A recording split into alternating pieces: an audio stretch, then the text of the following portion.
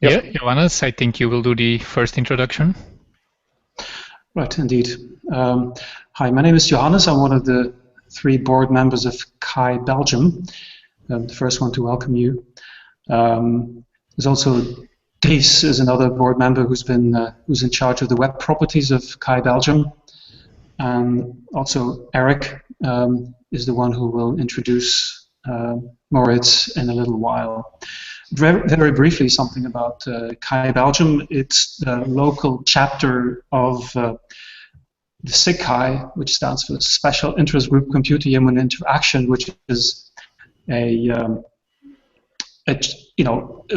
part of the special interest group in the Venerable Association of Computing Machinery. As you can tell by the name, it's been there for quite a while. Dries, Eric, and I, we decided that we wanted to bring CHI Belgium into the 21st century by bringing the community online, and this is our first experience with Hangout.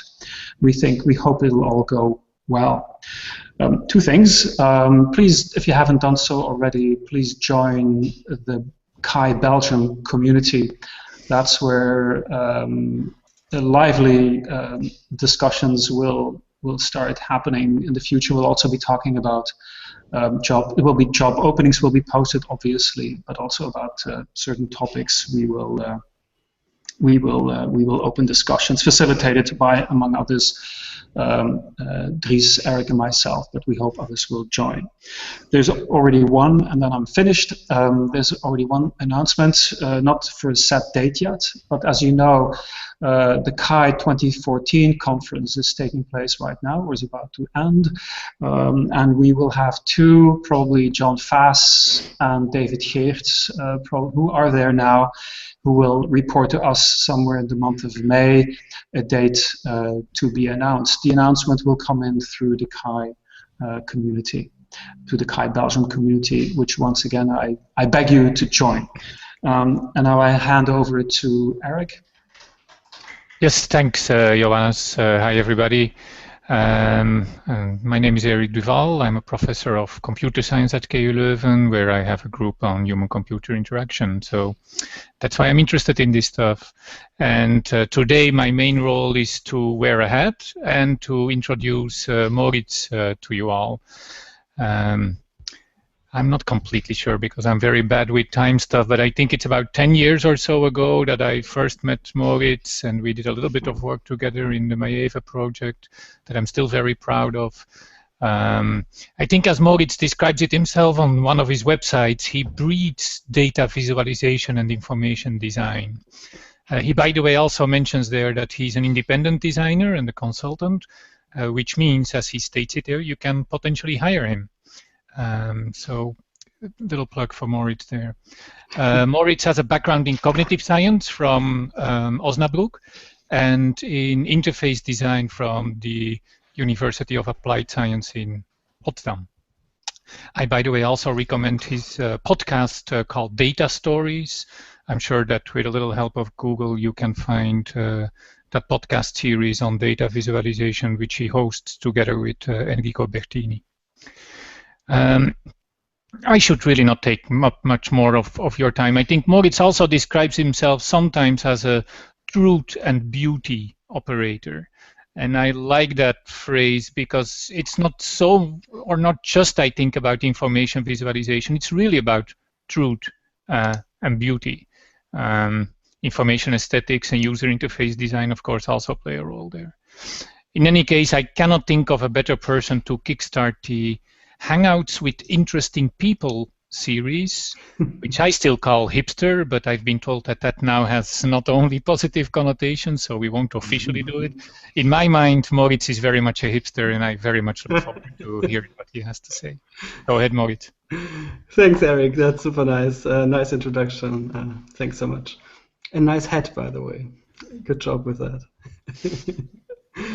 Yes, so I actually brought a little presentation, so I'm going to switch over here and start screen sharing. Let's hope that works well.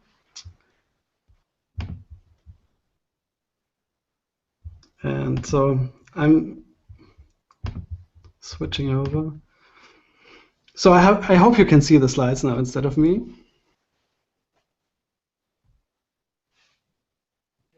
It's looking fine here, Moritz. Fantastic. That's good to hear.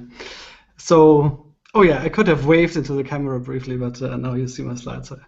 But yeah, thanks again for having me and for inviting me. That's an experiment for me as well. It's a bit like strange to be in your own office and talk to people, through that Hangout medium. But we'll see how it goes, and just give me feedback during the presentation or so if you feel it's going too fast or too slow, because I don't have that direct feedback. Of course, you usually have when presenting something.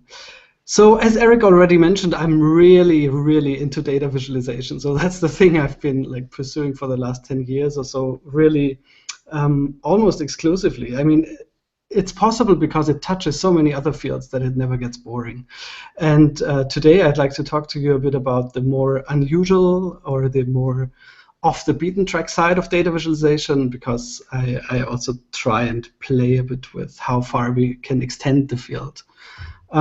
We had a few brief words already on my background. So as Eric said, I do have a background in cognitive science, but also in interface design. So I do have a scientific as well as a design background. Also noteworthy, maybe I live on the countryside, so I work from home as an independent researcher and designer, and I'm keeping bees, so I'm also into swarm intelligence and things like that.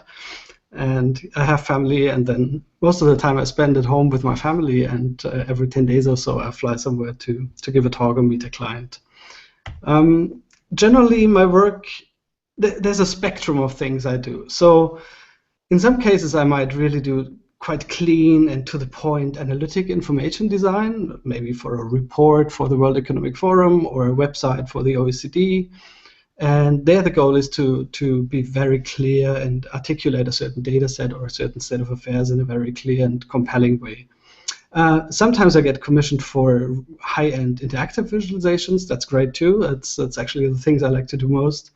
And sometimes, be it in my spare time or maybe also sometimes commissioned, I do data art and experiment a bit with what it actually means to do data visualization and how far we can push the envelope there. And as I said, this will be the things I'll be talking about today the most, I guess. We heard the truth and beauty operator phrase. Another way I like to put it is art and science equals magic. Not always, but that's of course what we all strive for, I guess.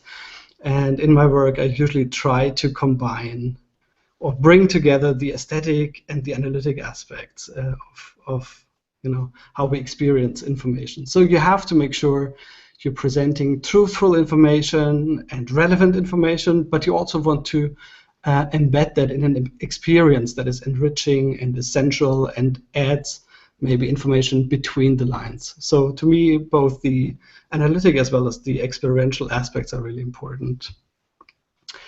Generally, when we talk about information design and data visualization, of course, we should be aware it's a really old craft. So the first maps go back to maybe 6,000, maybe even more before Christ. So here we see a map of a village in Turkey, one of the first maps that could be dated precisely. And we also had, for instance, great visual thinkers like Leonardo da Vinci, who were really good at preserving knowledge in a visual way, but also communicating or illustrating knowledge. And that's an old craft. And we still, we can draw a lot of inspiration and a lot of the things where you think that's a modern way of expressing information, you will find it has been done in the 19th century already. And I could give a whole lecture probably only about that. But then something really important happened, and that's maybe 40 years ago, and John Tukey is sort of the founding father, usually seen as the founding father of that field called exploratory data analysis. So instead of just illustrating existing information, we could now use computers to draw data sets in an automatic way and explore data sets, previously unseen data sets, and give them a visual shape. And to me, that's very exciting. And here we have a video of this first system. It was called Prem 9 that John Tukey and others built in the early 70s. And that was one of the first interactive data visualizations, really. And I think at that point in time, like 40 years ago, a door into something totally new opened, you know? Instead of using information graphics to transport existing knowledge, we were now able to use data visualization as sort of a new type of glasses, really, to look at the world and explore the world, maybe. And to me, that's very exciting, and I think we're still only figuring out what that actually means. And I like to sort of explore what that means. So I'll just walk you through a few projects, and towards the end we can maybe discuss what the future trends are, or what the implications of all these new developments are. So the first project I'll show you is called Max Planck Research Networks, and it's an interactive installation at the Max Planck Science Gallery. So Max Planck is a research institution, a big one. And they commissioned me and the agency Transformative, and Christopher Wano worked on it as well, to develop an interactive touchscreen application that would allow you to understand how the Max Planck research institutes collaborate among each other and who they collaborate with across the world, like all the external research collaborations. And you had a big screen, and you can zoom in into a world map and a map of Germany because it's centered in Germany, the institutions, and a big network visualization. And in a very like effortless and seamless way, you could explore a huge network that was calculated on basis of more than 100,000 scientific publications. So in this network, we show who's collaborating with whom. It's a huge amount of data, but it's made accessible in a very intuitive and simple way. And to me, that's always very exciting when you can bring shape to something as abstract as a whole, as the research activity of a whole research institution, and give it a shape that allows people to explore it. Another example that goes in a similar direction is the MAIF project that Eric hinted at already. We produced that as a sort of a side product of the MACE project we have been involved in more than 5 years ago, actually. And it was exhibited at the Biennale of Architecture in Venice. And the principle was we had a few architectural projects, and they could be put, and they were represented in paper cards. These cards could be put on a table. And the table would then sort of magically, more or less, draw the conceptual relations between these cards. So if you had 2 or 3 projects that had something in common or shared a certain technique or inspiration, the table would draw these connections and also display related media. And you could create sort of knowledge constellations maybe in that table.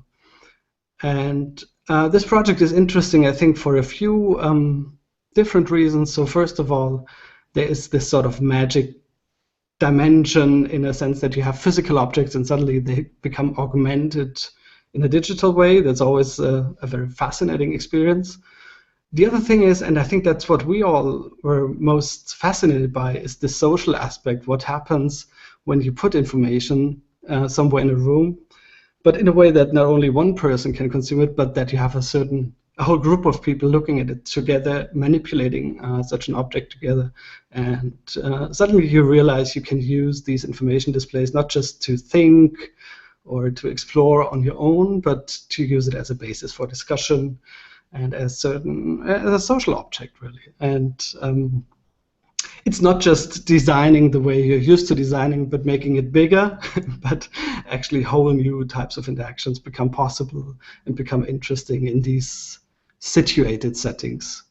So as you can see, we had a whole room we could work with and could create this whole spatial constellation. That was very fascinating about the project. I should mention I had only a very small part in the project, so it was mostly led by Boris Müller and Till Nagel, the whole activity, and there were lots of people involved, obviously. Another project which we did 2 years ago for the London 2012 for the Olympics in England, and here we were actually commissioned to do a data art work as part of the cultural program around the games, together with Drew Hammond from Future Everything, Studio Land, and again a bigger team. And what we did is we looked at the social media response around the Olympic Games, so mostly Twitter. Originally we planned to look at Facebook and other sources as well, but that turned out to be more complicated.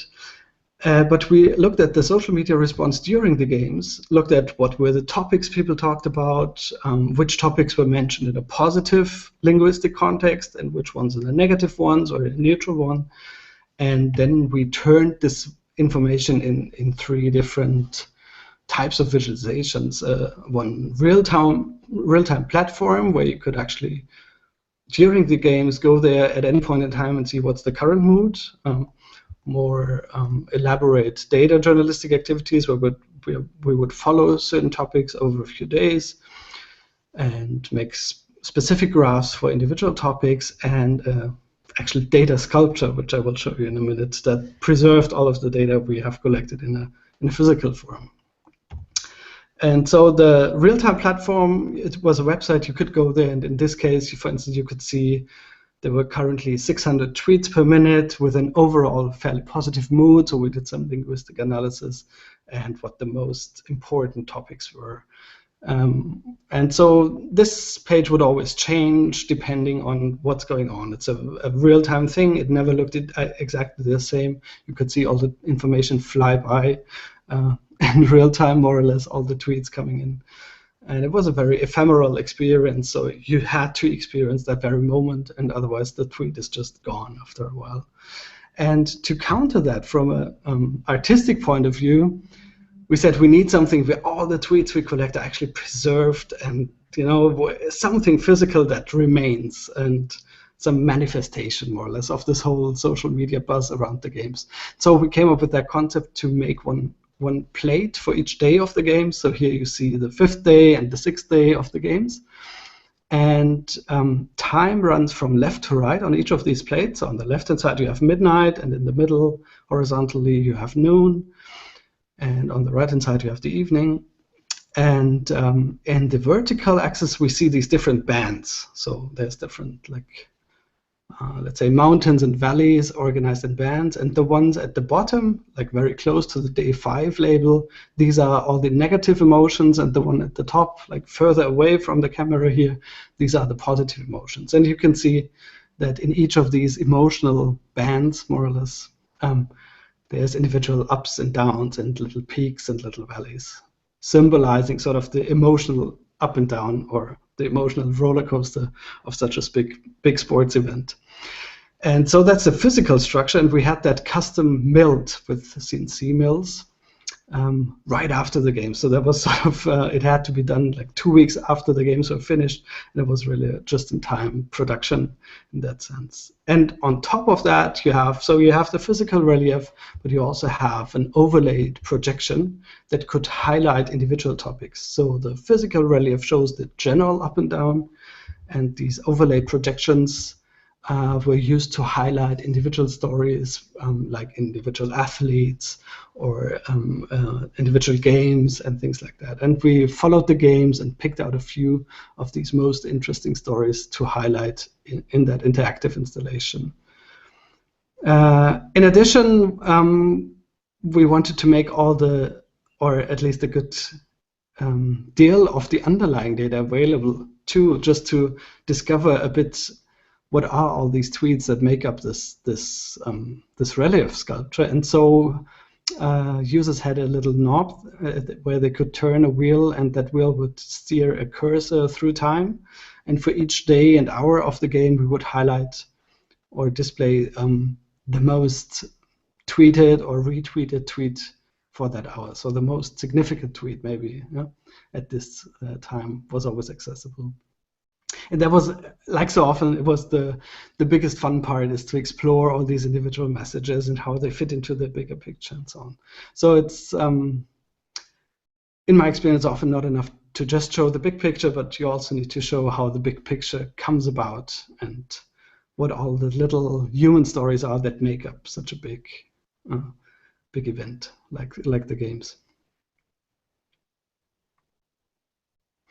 What's interesting too, like 3-dimensional structures in data visualization, they have a bit of a bad rap because on screen, 3-dimensional, let's say bar charts or so, they don't work really well.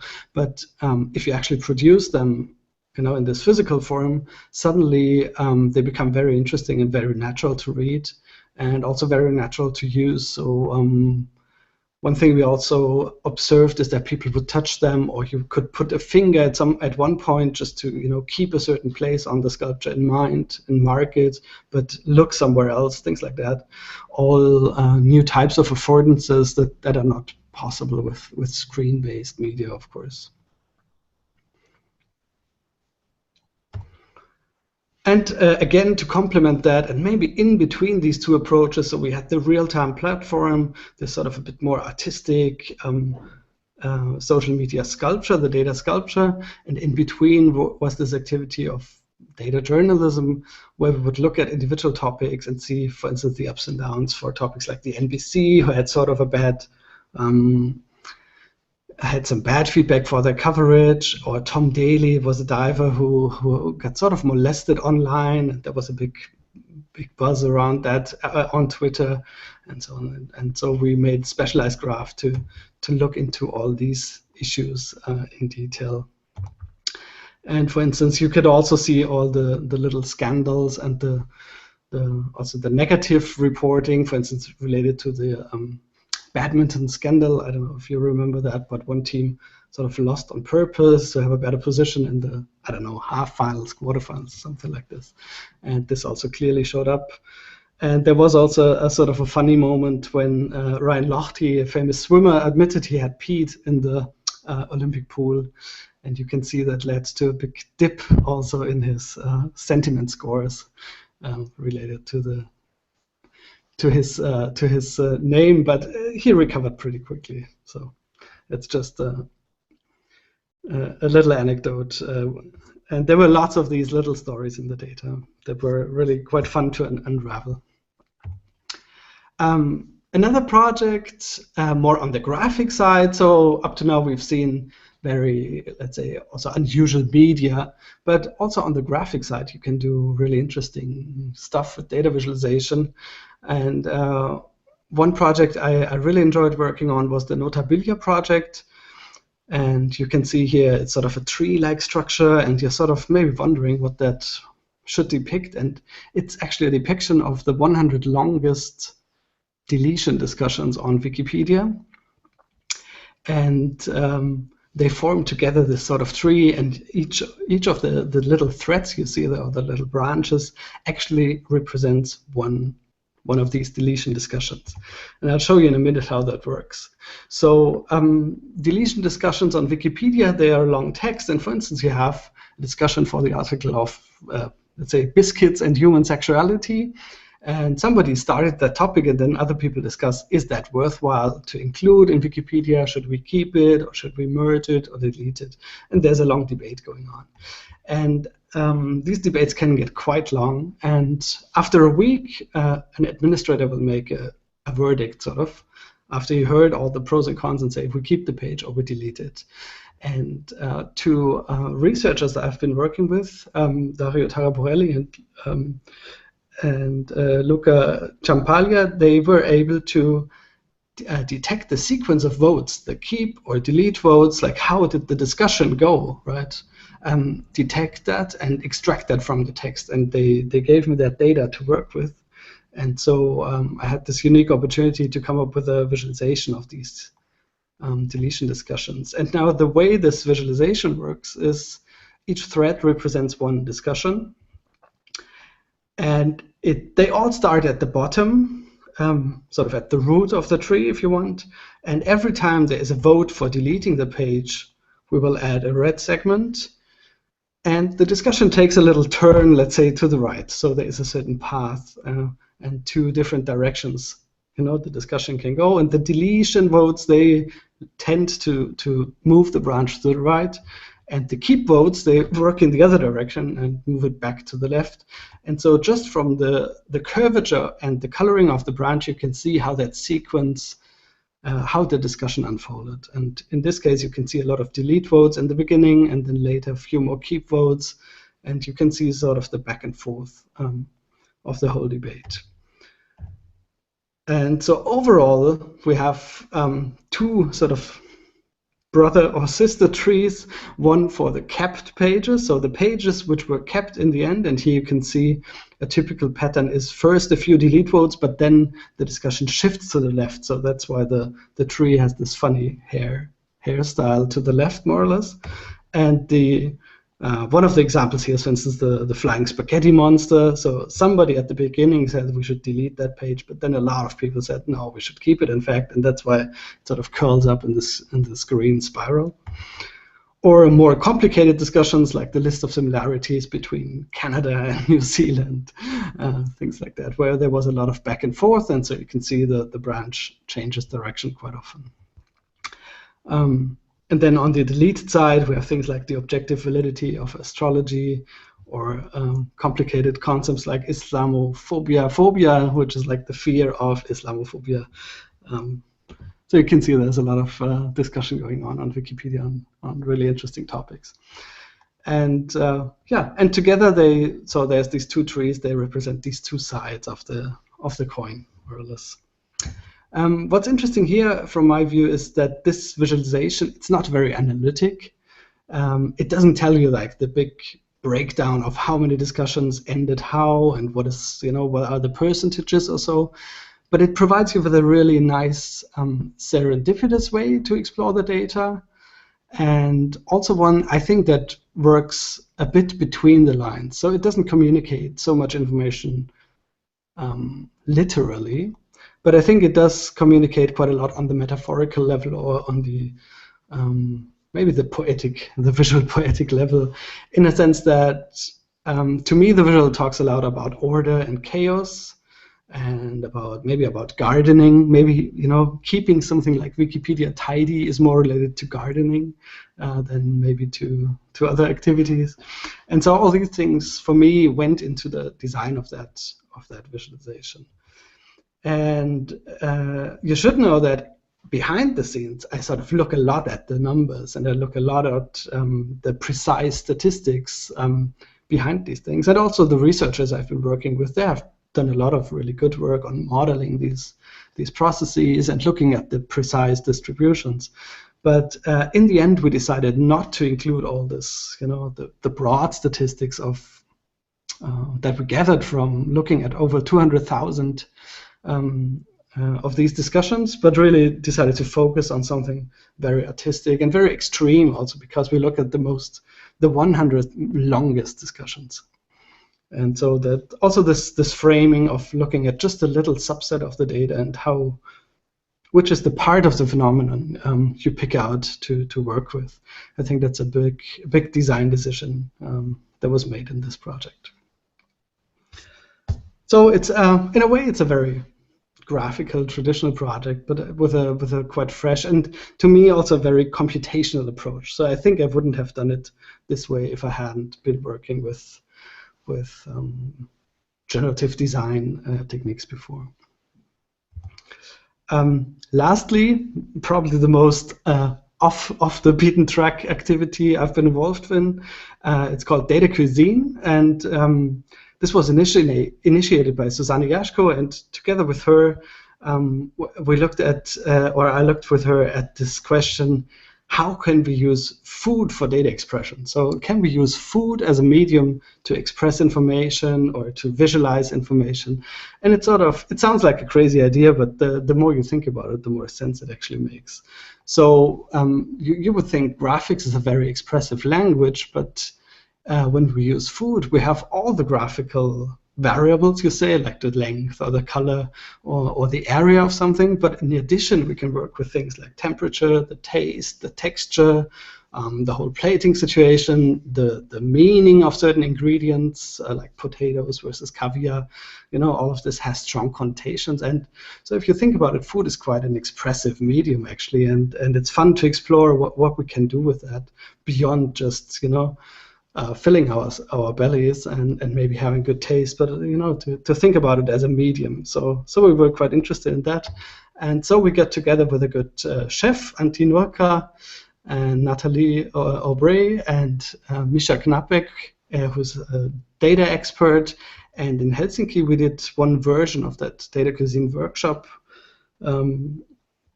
which we developed together, and we will do more of these in the future. And the idea is we have a couple of people, they all bring different ingredients that are close to their heart or they can work with well. Of course, I brought honey. What else would I bring?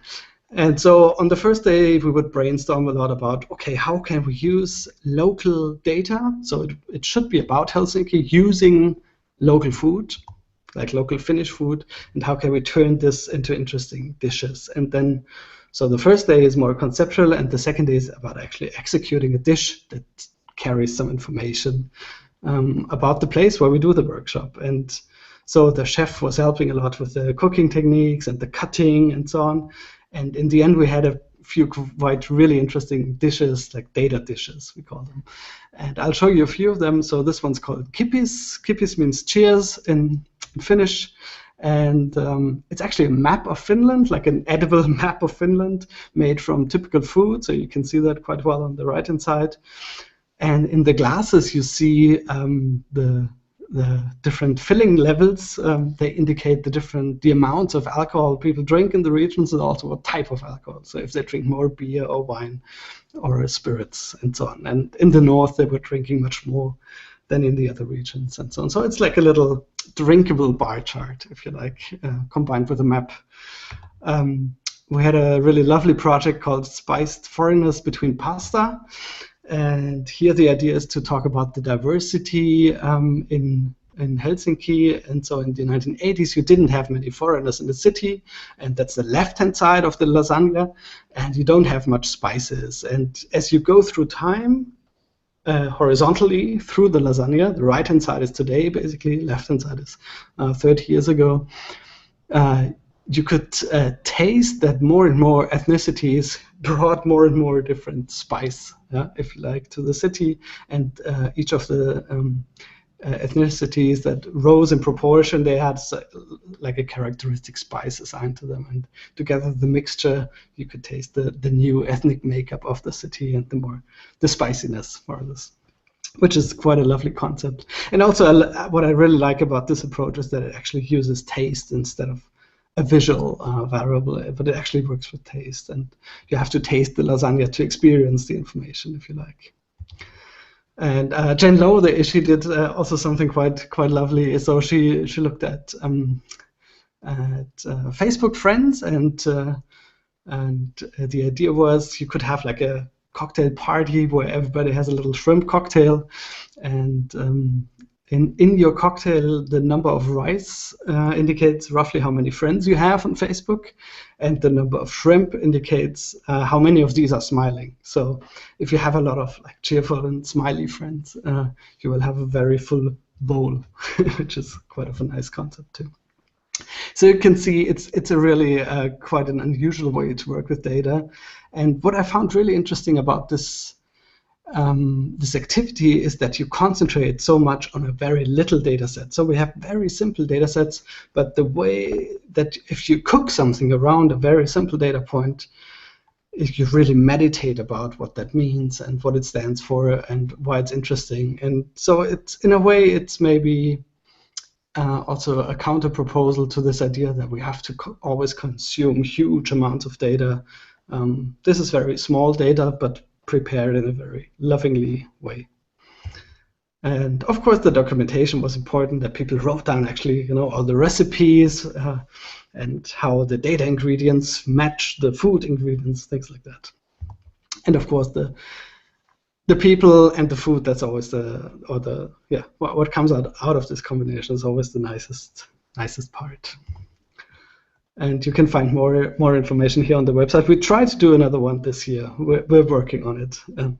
And we would like to have a few cities and see what the differences are also when we have different localities where we do it.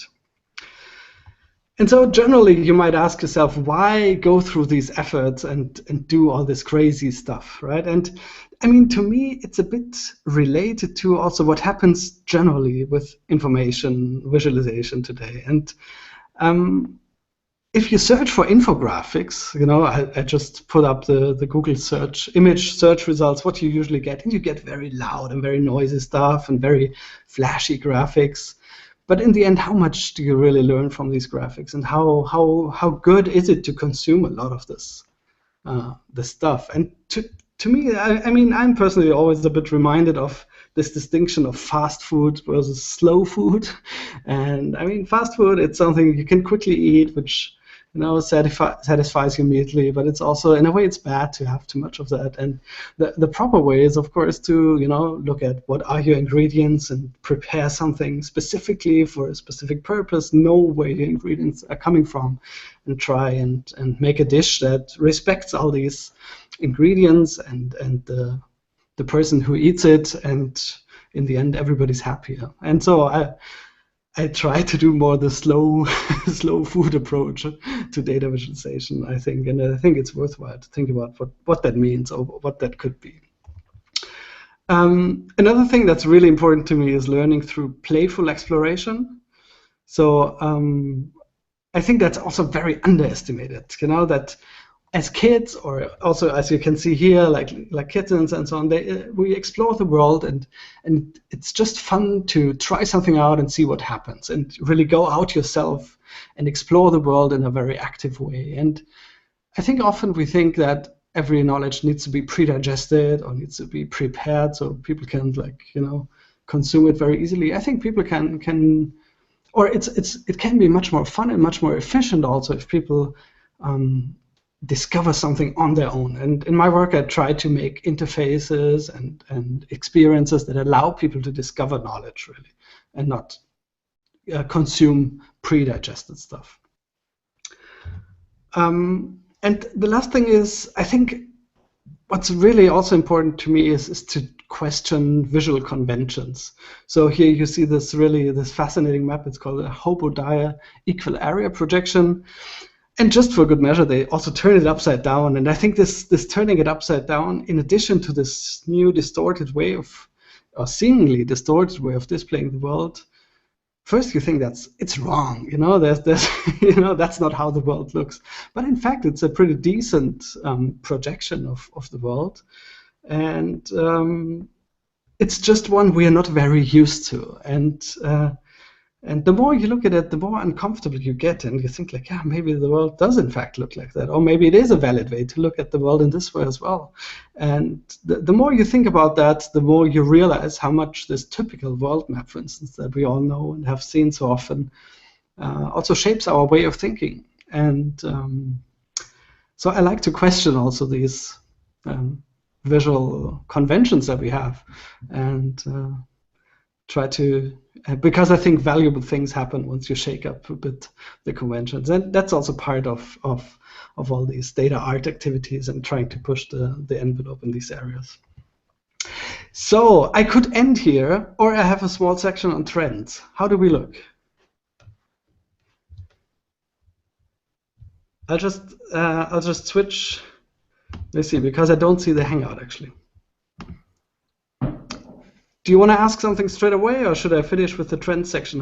What's your feeling? I think if you can do the trend section in a few minutes, Moritz, I think it's good to maybe wrap up in that way. At the moment, at least as far as I can see, we don't have that many questions. Cool. And it probably ties nicely into what you were just I was just worried I'm taking too much time. So no, a few minutes is so that's a few, you've seen a few of the project I've been working on.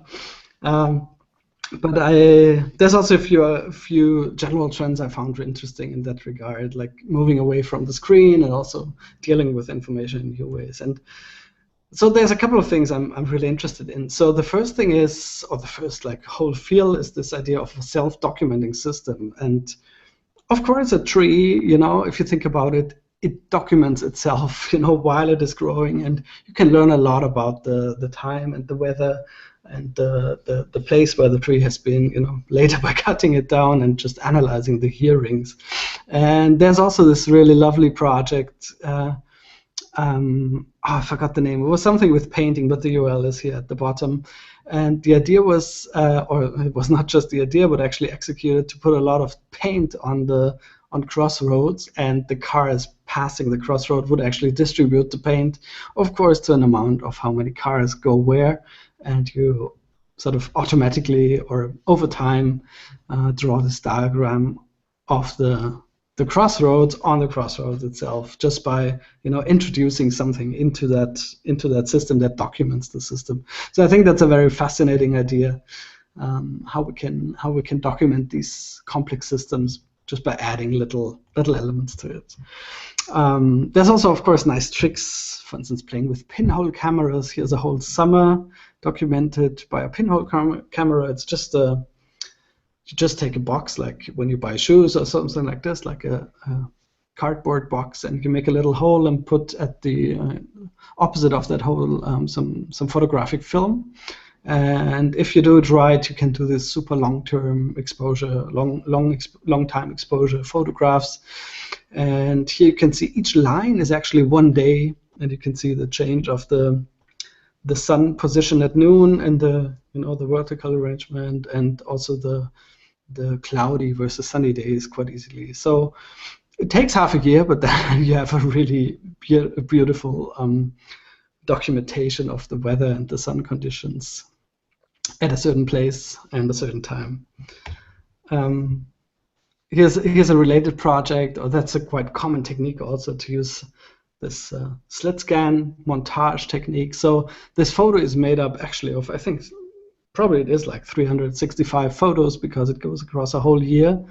And the idea is you take from the first image, let's say January 1, you take the leftmost stripe, vertical stripe, so just 1 pixel or just a very thin stripe. And as you progress through the year, you sort of progress also left to right in the image, and in the end you have this sort of compression of a whole year into 1 image. Of course, you need to have like a camera that takes 1 image a day and stays at exactly the same position. And again, I think it's a very creative use of using technology to document these really long-term processes in a smart way. And also in a very rich way. So I think this is a much richer image and a much richer experience than just drawing a bar chart or a line chart of a sensor measurement.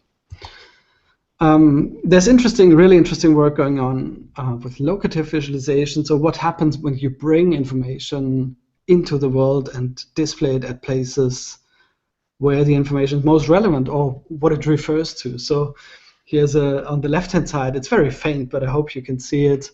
So that was in New York, downtown in New York, Manhattan somewhere, a chalk drawing indicating that this area that is drawn here would cost $72 for rent. It's kind of nice because it's a very simple piece of information, but by putting it exactly at that spot in the world, interesting things happen, I think, in your head.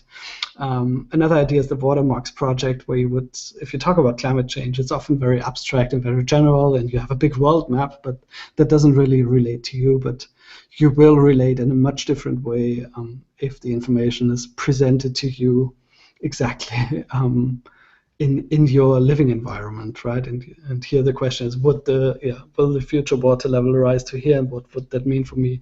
I think it becomes much more dramatic if you see it in your own world, actually. Similar idea here, another really nice project by Andrew Vandermeer and Monica Hoinkes and a few others, who looked at the energy consumption, water consumption, and so on in different in a whole neighborhood, and each neighborhood would have a public display, a handmade public display of how well they did recently. And that's, I think, a very interesting way, especially the hand-drawn aspect takes away this hard measurement and the hard competition. But still, by showing publicly like how well you do or how bad you do energy-wise, I think interesting dynamics are being triggered, and it's much different if you use this type of information, to show it publicly than you just look at something on a website or on your cell phone. And speaking of cell phones and mobile devices and so on, I think a really, really interesting and emerging field that we all haven't really understood all that well yet is this whole area of ambient awareness. So we have more and more information that we want to have maybe as background information, or so there's this whole world of notifications, logs, push messages, Twitter stream, so some things you want to know immediately when they happen. Other things are more like background noise, and sometimes you want to tune in, sometimes you want to tune out. And I mean, traditional data visualization sort of assumes you have full attention on a certain object or interface. But what happens when we design things that are more suited for peripheral attention, that that are always there and provide you sort of in the background with information? And this can really go all sizes. So we have the eCloud project, which is a big installation in an airport that plays with the translucency of different sort of smart glass pieces to visualize weather conditions, or things like the ambient orb, which is like a lamp that can be, it's a classic already basically. I don't know if they even sell it anymore, but it could change color and lighting depending on different external parameters, or small things like variable displays. And I think there's a huge challenge there, how to deal with information visualization in this new ambient awareness field. And I don't think we have good solutions there yet. So that's another trend I'm really interested in. So that's it for now. You can find my works on moritz.stefaner.eu. And as Eric already mentioned, I need to plug the podcast as well. So I do a podcast with Enrico Bertini. It's called Data Stories. And every 2 weeks or so, we have conversations with super interesting people as well. So maybe we should call them hipsters as well. So if you're interested in that type of stuff, that could be worthwhile following. Thanks. That's it for me. Yes, thank you very much, Moritz, for this talk about data visualization. I have one question for you, which is, you call yourself a truth and beauty operator, and it sounds that there is not as much the operator part, but the truth and beauty. There's a lot of apparent contradiction there, and it seems like a lifelong challenge to me to reconcile those two. Can you say something about the dilemmas you're facing in reconciling truth and beauty? Yeah, actually, that's a funny thing, because for me there is not really a competition. So I sometimes you have a hard time. Yeah, I know what you mean, in the sense that sometimes you feel like you have to decide between one or the other, or you have to trade off.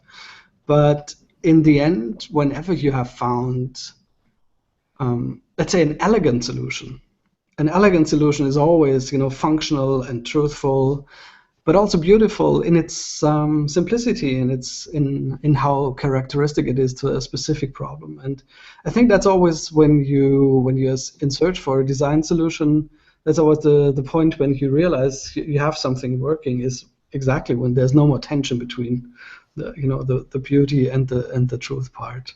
So to me, it's there is no big competition. I don't think they necessarily have to, you don't have to pick between one or the other. Thank you. Okay, I think Eric has a question as well coming up right now, but maybe for the audience, just to be sure, if you want to ask a question to Moritz, you can post it on Twitter using the Chi question hashtag, so that's CHI question. And we'll try to pick it up if it still comes through within the time slots that we have available. So, Eric, go ahead. Yeah. Now I'm unmuted, I think. Okay. Thanks, Moritz. By the way, I will never admit that I ever peed in any pool, but I will ask a question. And it sort of follows up on what Johannes mentioned, I think, and maybe it betrays a little bit my academic background, but I sort of assume that you feel that your project is successful if it's beautiful and true. But how do you know? And so Johannes was more asking about, is there a tension there, which reminds, of course, I think is very reminiscent of form and function and that sort of discussion. But I'm more interested in, how do you evaluate when you do, these projects like the Wikipedia tree thing? I've seen it several times now, and it still gives me more questions than answers, which, maybe a sort of criterion of success, but it also, I must admit, sometimes leaves me a little bit uneasy, because with some of the, more scientific, analytical visualizations, you can just say, oh, let's ask 10 experts to evaluate it. See, they come up with better insights, or Yeah. and so that's a little bit harder. And I guess maybe with my scientific background, that makes me feel more comfortable. So how do you deal with that problem? Yeah, it's a huge topic, obviously. I mean, so I think there's two aspects to it. So the one thing is, even a simple bar chart that sort of objectively represents the data can be a lie, in a sense that, it's a lie by omission, or a lie by what is actually being measured is not the right thing. And there is always an editorial or an authorship involved when you put out a data visualization.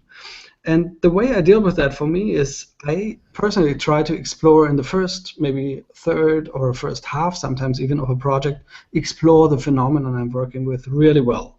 So I try to understand, like a journalist in a way, in all different, all the different sides that go into a complex phenomenon. And I will talk with experts, or I will read up on the topic and play with the data myself, just to understand a bit, okay, these are the things that keep coming, keep popping up, and this is something where I thought, like, it's super interesting, but then it didn't check out fact-wise, So it's really important to develop that sense of, it's actually a journalistic activity. And I only learned that, I think, the last few years, actually, that, we should learn much more even from journalists. And so, but when that works, that process, then what you put out can be measured against that, what you have learned about this world that you're portraying there. How well does it capture the essence of that, what you have learned? And then this becomes a really good indicator of, is it a good visualization or not, regardless of how precise it is, or how, if it really captures the data in the most readable way. I think then it becomes more important, does it give me the right overall impression? Do people think the right stuff when they are exposed to it? And sometimes I will, for instance, play with the data and understand the data looks very precise. It's all floats, and it's all like has 17 digits behind the comma. But the process generating these floats is a very, very fuzzy one. And I should actually fix that in the visualization and do something much more fuzzy or blurry than the numbers suggest. And this could be an insight, what I have learned through my exposition to the topic. And so that's the one thing. The other thing is, then once it's out, as you say, it's really hard to measure, does it work? Yeah. And in a way, I do that only on an anecdotal level. So I will talk to people, I'll see, what the general response is, or if I do a piece that goes into a museum, I will sit there for a day and just see, and that can be quite shocking. Half of the people are super confused about it, and the other half is really scared of it. And other people use it and have fun using it, but they use it all wrong. And it's a good reality check for sure. But the other thing, it is really hard. So often you say data visualization is about insights, but insights are not really countable or measurable. And so let's say the hardcore data visualization scientists, they even go back to measuring response times or just efficiency measures, because all the rest can only, of course, be captured in qualitative research. And this is tough to generalize and tough to quantify. But I think it's also very worthwhile, because, in the end, the interesting stuff, what happens is, of course, beyond numbers, obviously, beyond task response times. It's part of all of our lives, and this also digital media is a cultural tool by now. And I think we have to accept that not all of this, what's interesting, can be measured. Yes, I agree with that. Otherwise, some of the stuff that's too interesting will disappear because it can't be measured. Thanks. Right. Okay. Maybe I'm trying to look at the questions from the audience, but we're still not getting anything in. So in the meantime, I'll ask a question myself then. Maybe continuing on a bit from the qualitative approach and to whether something is successful or not. The approach that you took in the food experiments, using, in my mind, when I associate data visualization, it's associated with something digital. And in the food stuff, I was triggered that, oh, it can be something totally different. It can be something tangible or something that doesn't have to be digitally interactive. So I was actually wondering, are there other options or other ways that you think of that we can use data visualization techniques with beyond the traditional or beyond the direct association that you make with the digital or the printed medium? Sure. I mean, I sort of tried to show a few directions there, but yeah. like the field of data sculptures is one that is really interesting, where also now we have a lot of research. Actually, it's interesting because first the artists did all the data sculptures. Now the research community sort of looks at that, what works, what doesn't, what are the different maybe genres in that field. So that's super interesting. There's also interesting work around sonification, so turning information into sound. There's also work about haptic visualization. So that's already like 8 years ago, but I was involved in a project where we built a belt that would vibrate the north direction to your waist. So you could wear that belt and you had like a haptic compass. And there's a lot of work going on in these directions. And I think that's very, very interesting to really think about data visualization as maybe body extensions or augmentations for our senses, and think about them as new devices to explore the world. Yeah. Okay. Well, thanks. I just wanted to highlight that I was totally triggered by thinking about that. And it's kind of mind blowing once you realize that. Absolutely. Yeah. And the other thing is really there's an interesting relation between what is a visualization, or in the case of a tree, what is more a trace in the world, that a process has left that we can read. And there's a fine gradient as well. And I think that's also interesting to think about some of the things that were generated by complex systems as a diagram and treat it like that, even though there was not a diagram designer behind it. I think that's another interesting way to look at it. Yeah, absolutely. Okay, last check for audience questions, and otherwise I think we'll be wrapping up. Let me just refresh the question page that we had up. You can also ask me on Twitter. I usually respond on Twitter. Yeah, so we haven't got any direct questions in, but anyone who's still having a question about the things that Moritz talked about. Or on the community page, probably. Huh? Yeah. That would make sense. Yeah.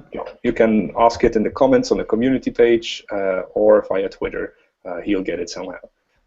So that leaves me, Moritz, to thank you very much for joining us in our first hangout with interesting people. I think it was very interesting this time. And I just wanted to shout out to all people listening that please do continue joining the community. The broadcast that we did today will be available on YouTube, so you can share it with colleagues, friends, and other people who might be interested. So please do that, and I hope we're well underway of making a vibrant Kai Belgium community, doing these type of hangouts, also reaching out to the international public. And we hope to see you soon in the coming months, weeks. You'll hear from us through the Google Plus community when the next event will take place, and all details will follow. Any other board members have any words to add, or are we officially done? No. Okay. Thanks for inviting me. Okay, thanks for Thank joining. you, Moritz. Yeah, Thanks a it was lot. great fun. Thanks, guys. See you. Bye-bye.